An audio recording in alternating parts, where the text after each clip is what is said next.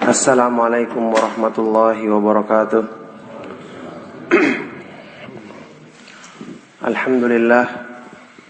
Alhamdulillahi ala ihsanih wa syukru lahu ala taufiqihi wa amtinanih. Wa asyhadu an la ilaha illallah wahdahu la syarika lah ta'ziman li syanih. Wa asyhadu anna Muhammadan abduhu wa rasuluhu adda'a ila ridwanih sallallahu alaihi wa ala alihi wa ashabihi wa ikhwanih, amma ba'du. Bapak-bapak, ibu-ibu, serta rekan-rekan jamaah salat subuh rahimakumullah.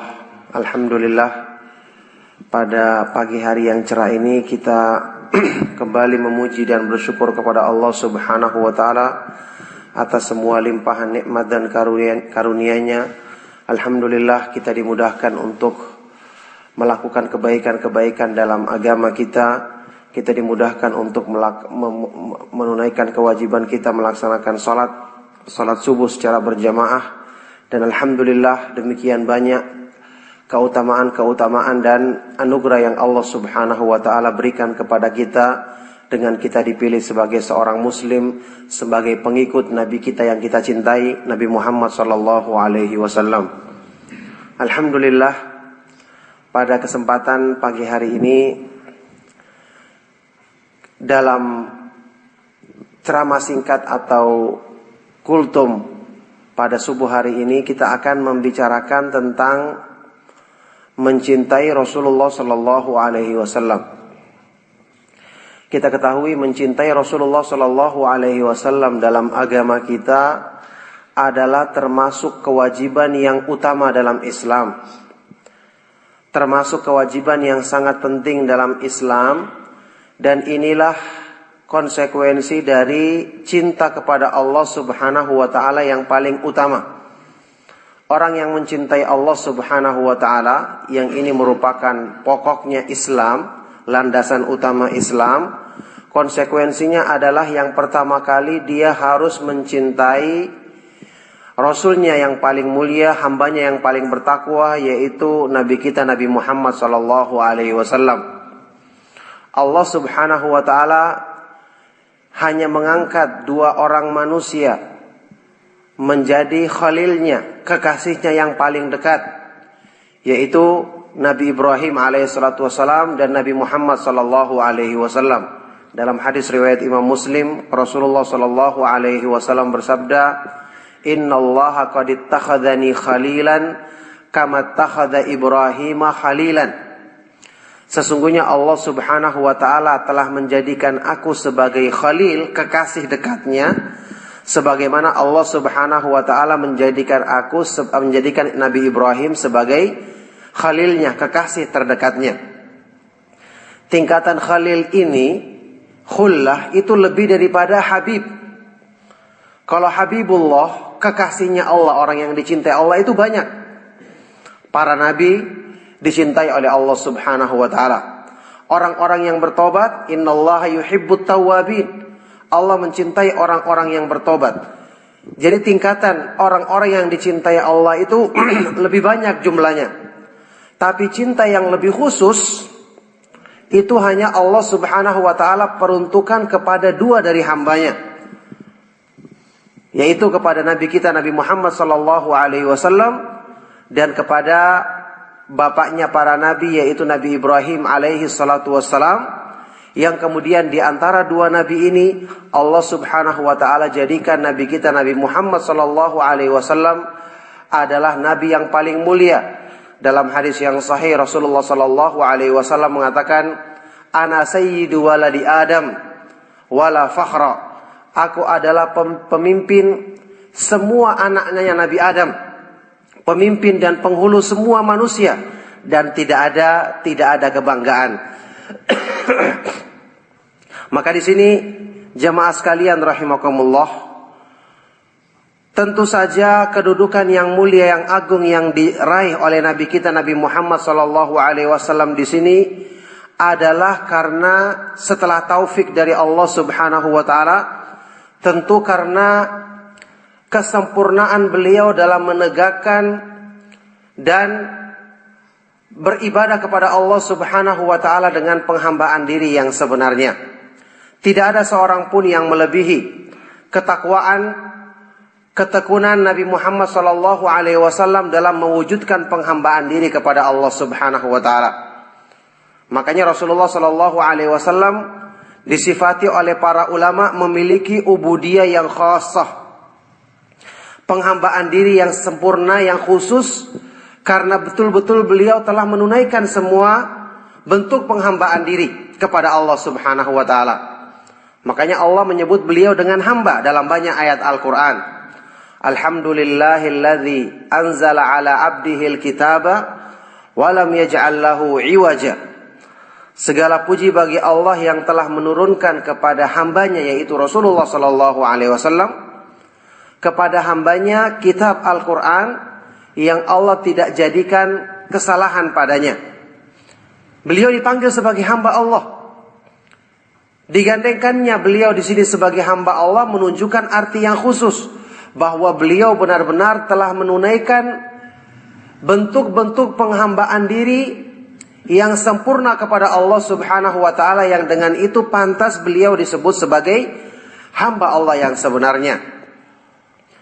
Inilah Rasulullah sallallahu alaihi wasallam. Kita ketahui dalam hal ibadah, Rasulullah sallallahu alaihi wasallam adalah hamba Allah Subhanahu wa taala yang tidak henti-hentinya dan tidak bosan-bosannya beribadah kepada Allah Subhanahu wa taala. Dalam hadis yang sahih disebutkan Rasulullah sallallahu alaihi wasallam melaksanakan salat malam sampai kaki beliau bengkak-bengkak karena panjangnya salat malam beliau. Ketika menyaksikan hal ini, istri beliau Aisyah radhiyallahu anha merasa heran, karena Allah telah menjamin dalam Al-Quran, liyaghfira lakallahu ma taqaddama min dhanbika wa ma ta'akhkhar, agar Allah mengampuni bagimu ya Rasulullah sallallahu alaihi wasallam semua dosa-dosamu yang lalu maupun yang akan datang. Nah, kenapa beliau demikian tekun dan semangat beribadah padahal Allah telah menjamin pengampunan dosa-dosa beliau yang lalu maupun yang akan datang? Maka Aisyah bertanya kepada Rasulullah sallallahu alaihi wasallam, "Taf'alu hadza wa qad ghafarallahu laka ma taqaddama min dhanbika wa ma ta'akhkhar?" Ya Rasulullah sallallahu alaihi wasallam, kamu melakukan ini, salat sampai kakinya bengkak-bengkak, panjangnya salat malam beliau. Kamu melakukan ini padahal Allah telah mengampuni dosa-dosamu yang lalu maupun yang akan datang. Maka dijawab oleh Nabi Shallallahu Alaihi Wasallam dengan jawaban yang indah, jawaban yang menunjukkan bahwa tentang kedudukan seorang hamba yang pandai bersyukur kepada Allah Subhanahu Wa Taala. Beliau Shallallahu Alaihi Wasallam bersabda, "Fahalla akunu abdan syakura." Apakah aku tidak pantas untuk menjadi hamba yang selalu bersyukur kepada Allah Subhanahu Wa Taala? Artinya, beliau Shallallahu Alaihi Wasallam beribadah kepada Allah Subhanahu Wa Taala itu untuk mengungkapkan rasa syukur, mengungkapkan pujian atas semua limpahan nikmat yang Allah Subhanahu Wa Taala berikan. Maka ini kedudukan yang sangat tinggi dalam Islam, kedudukan yang sangat mulia di hadapan Allah Subhanahu Wa Taala. Maka wajarlah kalau Nabi Shallallahu Alaihi Wasallam adalah menjadi hamba Allah yang paling bertakwa dan takut kepadanya. Dalam hadis sahih riwayat Imam Bukhari dan Muslim, Rasulullah Shallallahu Alaihi Wasallam pernah bersabda, "Innila akhsyakum lillahi wa atqakum lahu." Aku ini adalah hamba yang paling takut kepada Allah dan paling bertakwa kepadanya dibandingkan kamu sekalian. Nah, dari segi ketakwaan, dari segi yang paling sempurna imannya, dari segi orang yang paling kuat mendekatkan diri kepada Allah Subhanahu Wa Taala, maka Rasulullah Shallallahu Alaihi Wasallam adalah yang paling sempurna dalam mengamalkannya. Dari sisi inilah orang yang mencintai Allah Subhanahu Wa Taala, mengaku mencintai Allah, maka yang pertama kali konsekuensi dari pengakuannya ini, dia harus mencintai Nabi Shallallahu Alaihi Wasallam. Kemudian dari segi lain, dari segi semangat Rasulullah Shallallahu Alaihi Wasallam dan kasih sayang beliau kepada umatnya, Allah Subhanahu wa taala menggambarkan tentang sifatnya Nabi sallallahu alaihi wasallam dalam Al-Qur'an, laqad ja'akum rasulun min anfusikum azizun 'alaihi ma 'anittum harisun 'alaikum bil mu'minina raufur rahim. Sungguh-sungguh telah datang kepada kalian seorang rasul dari kalanganmu sendiri yang sifatnya azizun 'alaihi ma 'anittum, sangat memberatkan, sangat menyusahkan beliau apa-apa yang menjadi penderitaan atau kesulitan bagi umatnya kaum muslimin. Harisun alaikum, sangat berkeinginan keras, bersemangat tinggi untuk memberikan manfaat kepada umatnya. Dan beliau bil mu'minina raufur rahim, memiliki sifat penyayang dan kasih kepada orang-orang yang beriman. Inilah Rasulullah sallallahu alaihi wasallam. Dalam urusan-urusan dunia beliau tidak pernah menolak permintaan dari para sahabatnya, dari orang-orang yang datang kepada beliau. Makanya dalam hadis riwayat Bukhari Muslim, Rasulullah sallallahu alaihi wasallam pernah didatangi oleh beberapa orang sahabat meminta kebutuhan dunia kepada beliau, meminta makanan, meminta harta, maka diberikan kepada mereka. Datang lagi minta sampai habis semua yang ada pada diri beliau sallallahu alaihi wasallam. Kemudian beliau bersabda, "Ma yakunu indi falan addakhiraha ankum." Apa saja yang aku miliki, maka aku tidak akan menyembunyikannya, tidak akan menyimpannya untuk tidak memberikan kepada kalian semua. Ini dalam urusan dunia. Apalagi dalam urusan yang berhubungan dengan masalah agama. Segala sesuatu yang dibutuhkan oleh kaum muslimin, yang dibutuhkan oleh umat Islam untuk mendekatkan diri kepada Allah Subhanahu wa taala, maka Rasulullah sallallahu alaihi wasallam paling bersemangat, berupaya untuk menyampaikannya kepada umatnya. Untuk berusaha menjelaskannya dengan sejelas-jelasnya kepada umatnya. Inilah Rasulullah sallallahu alaihi wasallam. Makanya ketika haji wada, haji perpisahan, Rasulullah sallallahu alaihi wasallam sewaktu berkhutbah di hadapan kaum muslimin yang haji bersama beliau pada waktu itu, setelah selesai menyampaikan khutbah atau di tengah-tengah khutbah tersebut, Rasulullah sallallahu alaihi wasallam meminta persaksian para sahabat. Meminta persaksian para sahabat. Beliau bersabda alaihi salatu wassalam, "Ayyuhan nas, innakum mas'uluna anni, famadha antum qailun." Wahai sekalian manusia, sungguh kalian nanti akan ditanya oleh Allah Subhanahu wa taala pada hari kiamat tentang aku. Maka apa yang akan kalian jawab? Maka para sahabat pada waktu itu serentak mengatakan, "Nashhadu annaka qad ballaghta wa addaita wa nasahta." Kami bersaksi kepada Allah Subhanahu wa taala bahwa kamu telah menyampaikan semua perintah dan larangannya dengan selengkap-lengkapnya, sejelas-jelasnya. Engkau telah menunaikan amanah Allah, dan engkau telah menasihati umat ini dengan sebaik-baik nasihat. Pada waktu itulah Rasulullah SAW menunjuk ke langit, meminta persaksian dari Allah Subhanahu wa taala, kemudian menunjukkan kepada kaum muslimin, dan beliau bersabda, "Allahumma syhad, ya Allah persaksikanlah ucapan mereka."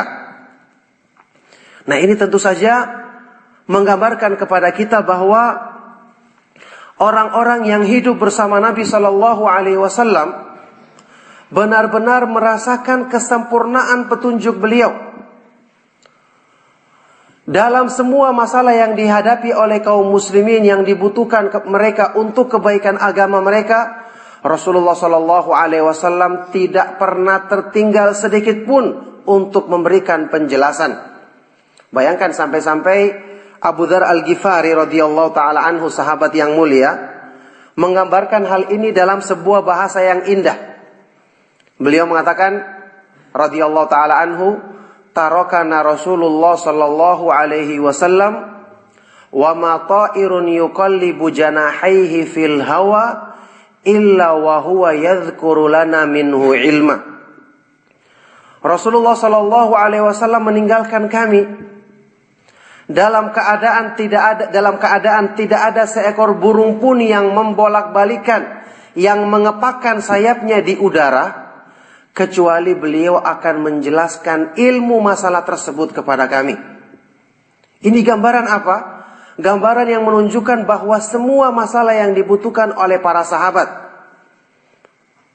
Rasulullah Shallallahu Alaihi Wasallam akan selalu berusaha menyampaikan petunjuk Allah untuk kebaikan, untuk kemuliaan, dan untuk kemaslahatan bagi umatnya. Makanya wajar ketika Rasulullah Shallallahu Alaihi Wasallam meninggal dunia, orang-orang yang paling merasakan kesedihan adalah para sahabat beliau radhiyallahu taala anhum ajmain. Orang-orang yang paling merasakan kehilangan, yang paling merasakan pengaruhnya terhadap hati dan keimanan mereka adalah orang-orang yang langsung merasakan bagaimana indahnya bimbingan beliau selama beliau masih hidup sallallahu alaihi wasallam. Dalam sebuah riwayat dari Ibnu Majah dalam sunannya, Ibnu Mas'ud radhiyallahu taala anhu menggambarkan tentang kesedihan musibah terbesar yang menimpa umat Islam dengan wafatnya nabi mereka, Nabi Muhammad sallallahu alaihi wasallam. Ibnu Mas'ud radhiyallahu taala anhu mengatakan, "Lamma qadima Rasulullah sallallahu alaihi wasallam al-Madinata adha'a minha kullu syai' wa lamma tuwfiya adlama minha kullu syai' fama nafadna al-aidi an turabi qabri Rasulillah sallallahu alaihi wasallam hatta angkarna qulubana." Ketika Rasulullah sallallahu alaihi wasallam datang berhijrah dari Mekah ke Madinah, kata beliau, maka yang ada di Madinah pada saat itu semuanya bercahaya, semuanya terang benderang, karena disinari dengan petunjuk kenabian, petunjuk dari Allah Subhanahu wa taala yang disampaikan oleh Nabi Muhammad sallallahu alaihi wasallam. Semuanya menjadi cerah, semuanya menjadi terang. Tapi ketika Rasulullah sallallahu alaihi wasallam meninggal dunia, kami rasakan semua yang ada di Madinah menjadi gelap gulita. Semuanya menjadi suram. Fama nafadnal aidi, dan belum lagi kami membersihkan tangan kami dari tanah ketika menguburkan jasad Rasulullah sallallahu alaihi wasallam. Belum selesai kami membersihkan tangan kami dari tanah tersebut, maka kami sudah merasakan sesuatu yang lain dalam hati kami. Apa itu? Maksudnya pengaruh terhadap keimanan jelas sangat terasa. Dengan wafatnya seorang nabi yang paling mulia, yang paling baik bimbingan dan nasihatnya kepada umatnya, maka ini yang dirasakan oleh para sahabat yang langsung menyaksikan luhurnya budi pekerti beliau, kasih sayangnya beliau kepada umatnya, lengkap dan jelasnya semua petunjuk dan bimbingan beliau untuk kesempurnaan dan kebaikan dalam masalah agama dan keimanan terhadap kaum muslimin.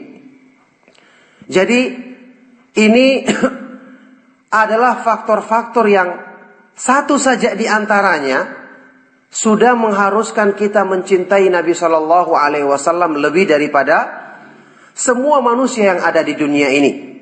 Makanya dalam hadis riwayat Bukhari Muslim, Rasulullah Shallallahu Alaihi Wasallam bersabda, "La yu'minu ahadukum hatta akuna ahabba ilaihi min walidihi wa waladihi wan nasi ajma'in." Tidaklah beriman salah seorang di antara kalian dengan iman yang sebenarnya, yang sempurna, dengan iman yang sesungguhnya, sampai dia menjadikan diriku, yaitu Rasulullah Sallallahu Alaihi Wasallam, lebih dicintainya daripada orang tuanya, anaknya, dan semua manusia. Apa sebabnya? Karena seseorang mencintai orang tuanya, mencintai anaknya, atau mencintai manusia yang lainnya, pertimbangannya adalah karena faktor kebaikan dari manusia itu. faktor kebaikan dari orang tersebut. Bapak dan ibunya telah memberikan kebaikan baginya, mengasuhnya sejak kecil, termasuk melahirkannya dan berpayah-payah dalam melakukan semua itu. Demikian pula saudaranya dan yang lainnya. Tapi kalau kita perhatikan, semua kebaikan-kebaikan ini adalah kebaikan-kebaikan dalam urusan dunia. Memudahkan kita, membantu kita dalam kelangsungan hidup urusan duniawi. Tapi kebaikannya Rasulullah SAW adalah kebaikan yang kekal abadi. Kebaikan yang berhubungan dengan ruh dan jiwa manusia. Kebaikan dalam hal yang berhubungan dengan iman dan kesempurnaan takwa kepada Allah Subhanahu wa taala. Maka oleh karena itu pantas untuk kita menjadikan Rasulullah SAW lebih kita cintai daripada semua makhluk yang ada di dunia ini. Inilah sebabnya. Jadi kebaikan dari Nabi SAW dalam petunjuk yang beliau sampaikan, ajaran-ajaran yang beliau bawakan dengan lengkap dan sempurna dari petunjuk Allah Subhanahu wa taala adalah petunjuk yang dengan itu akan menghidupkan hati kita, akan menyempurnakan keimanan kita.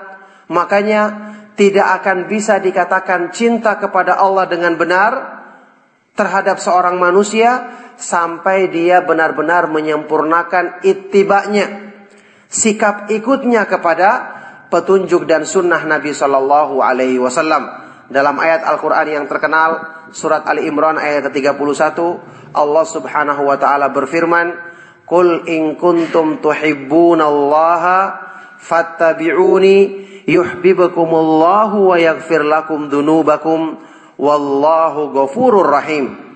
Katakanlah, jika kalian benar-benar mencintai Allah, maka konsekuensinya adalah ittabi'uni, ikutilah aku. Ikutilah Rasulullah sallallahu alaihi wasallam dalam ucapan dan perbuatan beliau. Karena beliau mengucapkan ucapan bimbingan dalam agama dan melakukan perbuatan, mencontohkan cara penghambaan diri kepada Allah Subhanahu wa taala yang benar. Tujuannya adalah dalam rangka semangat membimbing umatnya kepada kebaikan. Maka ikutilah Rasulullah SAW. Niscaya dengan ini, kalau kamu mengikuti petunjuk beliau, yuhibbukumullah, Allah akan mencintaimu dan akan mengampuni dosa-dosamu. Jadi syaratnya agar cinta kita dibalas oleh Allah Subhanahu wa taala adalah dengan mengikuti bimbingan Nabi Shallallahu Alaihi Wasallam dalam beribadah dan mendekatkan diri kepada Allah, karena beliaulah yang paling tahu tentang cara mewujudkan penghambaan diri yang sebenarnya kepada Allah Subhanahu wa taala. Oleh karena itulah para sahabat radhiyallahu taala anhum ajmain, sebagai generasi yang saya terangkan tadi paling cinta kepada Nabi Shallallahu Alaihi Wasallam, mereka dalam mengungkapkan kecintaan ini tidak asal melakukan segala sesuatu atau melakukan sesuatu yang bertentangan dengan keinginan Nabi Shallallahu Alaihi Wasallam, meskipun mereka anggap itu baik. Contohnya apa? Contohnya menghormati Nabi Shallallahu Alaihi Wasallam dengan cara-cara yang tidak dibenarkan.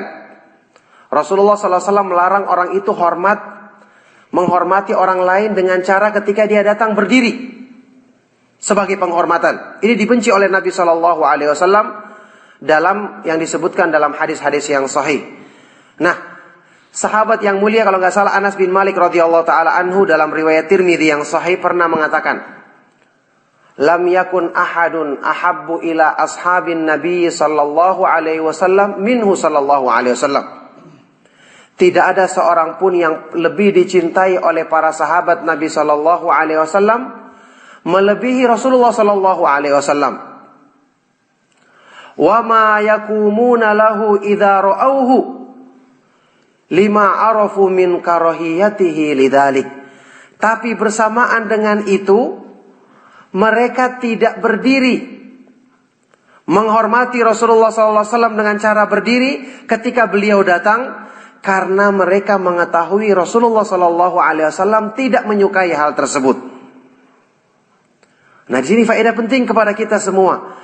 bahwa mengungkapkan kecintaan kepada Nabi Shallallahu Alaihi Wasallam itu bukan dilakukan dengan cara-cara yang hanya kita pertimbangkan dengan keinginan kita. Kalau hal tersebut bertentangan dengan petunjuk beliau, tidak beliau sukai, ya tidak boleh kita mengatasnamakan cinta kepada Nabi Shallallahu Alaihi Wasallam kemudian melakukan hal tersebut. Dalam hadis yang lainnya riwayat Imam Bukhari, Rasulullah SAW pernah mengingatkan para sahabatnya, La tuturuni kama ataratin nasara ibna Maryam, fa innama ana abdun fakulu abdullahi wa rasuluh. Janganlah kalian berlebih-lebihan dalam memujiku, mengagungkanku, sebagaimana orang-orang Nasrani berlebih-lebihan mengagungkan Nabi Isa ibnu Maryam alaihi wassalatu wassalam. Karena sungguhnya aku ini hanyalah hamba Allah, maka katakanlah hamba Allah dan Rasulnya. Jadi Rasulullah Shallallahu Alaihi Wasallam tidak menginginkan untuk umatnya itu berlebih-lebihan dalam mengagungkan beliau. Yang beliau inginkan dari umatnya adalah mengikuti petunjuk beliau. Kita ketahui konsekuensi cinta kepada seseorang adalah sering menyebut namanya. Orang yang cinta kepada Allah pasti dia banyak berzikir kepada Allah, banyak memuji nama Allah subhanahu wa ta'ala. Tapi memuji nama Allah dengan pujian yang sesuai dengan kebesaran dan keagungannya, bukan dengan pujian-pujian yang Allah subhanahu wa ta'ala tidak meridhoinya. Mencintai Nabi sallallahu alaihi wasallam, yakni man ahabba syai'an aktsara min dzikrihi, kata para ulama. Barang siapa yang mencintai sesuatu, dia akan banyak menyebutnya.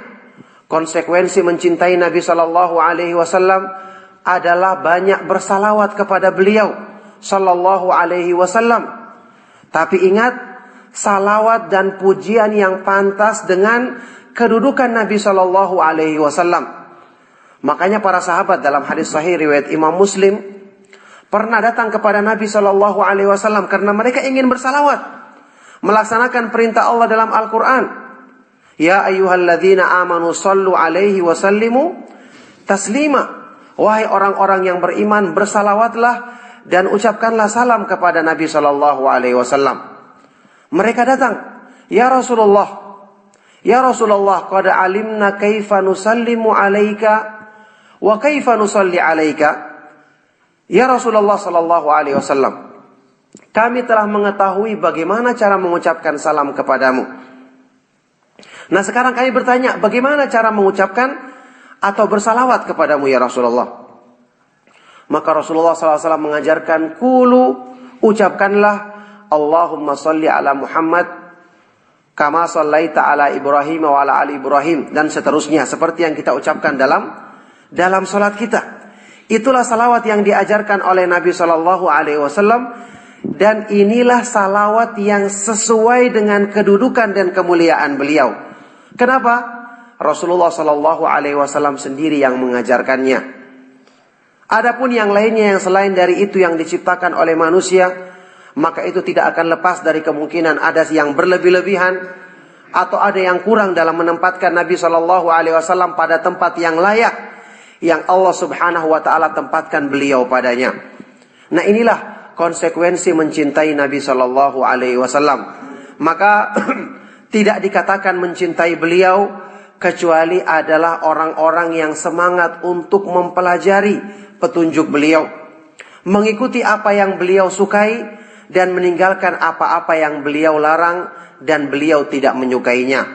Oleh karena itulah sekali lagi, mencintai Rasulullah Sallallahu Alaihi Wasallam adalah termasuk perkara inti dalam Islam, termasuk perkara yang berhubungan dengan konsekuensi ucapan kita mengatakan wa asyhadu anna Muhammadan Rasulullah, dan aku bersaksi bahwasanya Nabi Muhammad Sallallahu Alaihi Wasallam adalah utusan Allah Subhanahu Wa Taala. Maka semoga dengan ceramah ringkas ini memberikan motivasi bagi kita semua untuk semakin meningkatkan kecintaan kita kepada Allah Subhanahu wa taala dan kepada Rasulnya sallallahu alaihi wasallam yang demikian sempurna dalam menyampaikan petunjuk Allah dan mengamalkannya, dan semoga Allah Subhanahu wa taala memudahkan kita untuk meraih keutamaan-keutamaan, kebaikan-kebaikan dengan mencintai nabinya Nabi Muhammad sallallahu alaihi wasallam dengan kecintaan yang benar, karena orang yang paling berhak mendapatkan syafaat dari Nabi sallallahu alaihi wasallam dengan izin Allah pada hari kiamat nanti adalah orang yang paling semangat dalam memahami dan mengamalkan petunjuk beliau sebagaimana yang dilakukan oleh para sahabat radhiyallahu taala anhum ajma'in. Maka demikianlah ceramah yang ringkas ini, semoga memberikan manfaat bagi kita semua dan mohon maaf atas segala kekurangan. Saya cukupkan. Sallallahu wasallam mubarak ala nabiyina Muhammadin wa ala alihi wa ashabihi wa man tabi'ahum bi ihsanin ila yaumiddin wa akhiru da'wana anil hamdulillahi rabbil alamin.